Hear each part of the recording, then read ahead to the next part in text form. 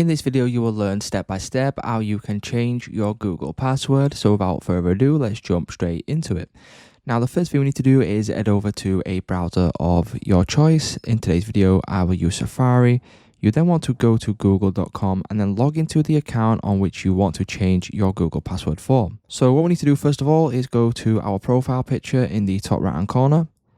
You then want to go down and then you simply want to select manage your Google account. From here, you want to go to the top, you want to click on personal info, and then you need to scroll down until you can locate your password, which is around here. As you can see, mine was last changed on November the 8th, 2022. So if I click on this, what this will do is it will allow me to now enter in a new password. So as you can see, I've entered in my new password and I've also confirmed my new password by entering in again. And then what you can then do is click on the change password option, and then you can then again select change password.